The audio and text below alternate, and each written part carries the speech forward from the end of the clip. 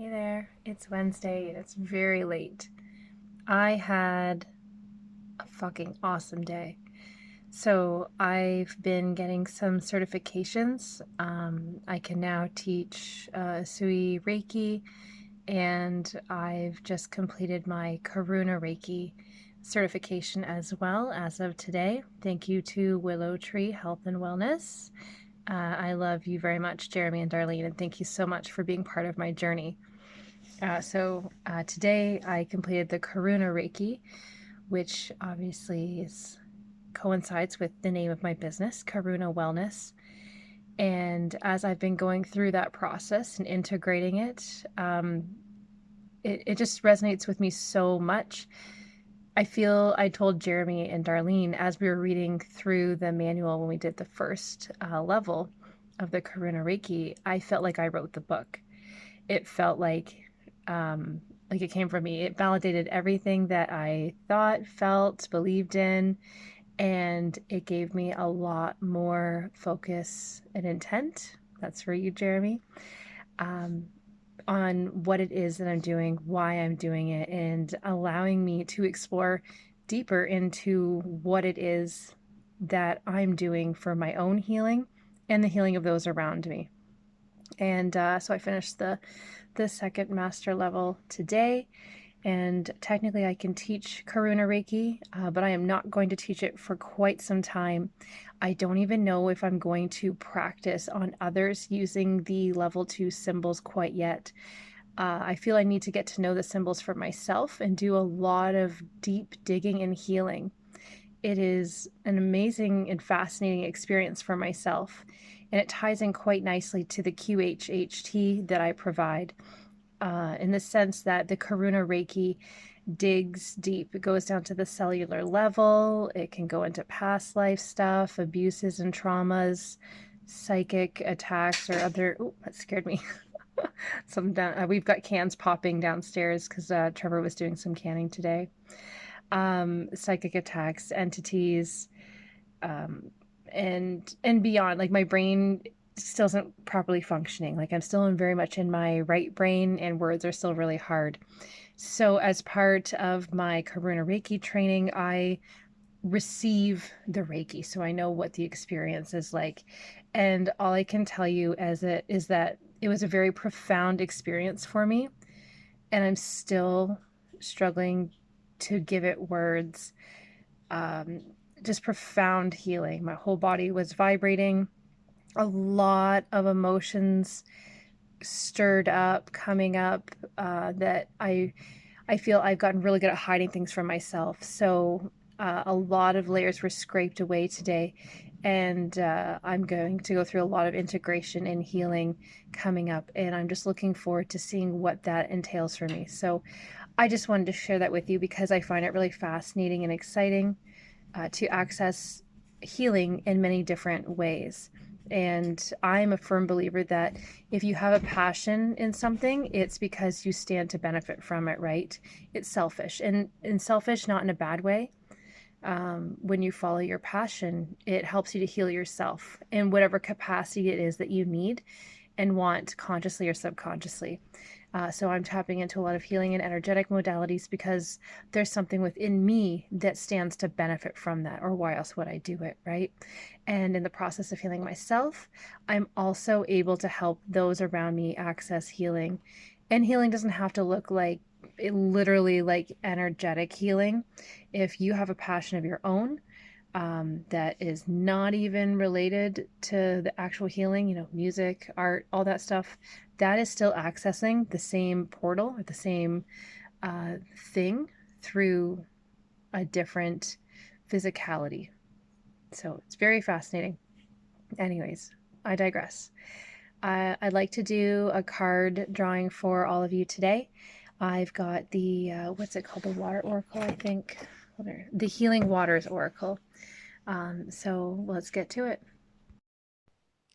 All right, so I've got two cards here. I asked a couple questions. This question here, this card here represents the question, what will facilitate the viewers of this video to open up to their healing even further. And then this card represents what's going to assist them in anchoring in that healing. All right. So I haven't looked at these yet. The sweet waters, sensuality, romance, enjoyment, fertility, balance. So when I feel into that card, the sweet waters, it's tapping in exactly what I was saying earlier into your passions. What are you looking to give birth to? What seeds can you plant in your garden? Right? Everyone's got different soil, different climate, that sort of thing, different things going on in their lives. What can you plant in your garden of life, we'll call it, that's going to grow naturally, with barely any effort, and it's going to bring you joy. It's going to be beautiful, right? Sensuality and romance. Get to know yourself better, right? This card to me feels more like self-love. Who are you? What do you stand for? What story are you telling yourself? Is there something maybe that you're cutting off from yourself? What kind of relationship do you have with you, right? And I can feel some of you are kind of going, oh God, It's always so much easier to look outward for things instead of looking inward. I totally understand that because, well, I'm a human too. But really deeply look at who you are. What's your passion? What makes you happy? I don't care if you don't think you can access that right now. But this card is just saying, tapping into thinking, right? Thinking about it, and just how you feel about it, right? What emotions come up when you think about these things? And sit with those emotions and just be with them. Get to know them better. Get to know truly the narrative that you're telling yourself. What are you growing in your garden right now? Your garden of life. What do you see growing around you? Are there some weeds you need to pull out? Or maybe there's some weeds in your garden you can use as medicine. You can maybe harvest some things, right? So that's what this is. This is getting to know yourself better. Who are you? What do you stand for? What are you looking to plant into your life and bring to fruition? What are you looking to birth and bring in? It's time to do that now. Okay, I was kind of being nice about it, and they were telling me, no. Like, be more aggressive. This is like a nice, beautiful card. This lady, oh, look, she's so beautiful and pregnant. She's going to birth this beautiful thing. And they're like, yeah, that's lovely, Candice, but people need to fucking get to it. Okay, got it. All right, I was being too nice. This one here, how are they going to anchor it in? Cleansing, releasing the old, oh gosh, words.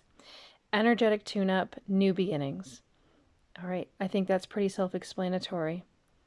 Let go of the old shit, integrate the old shit, love the old shit.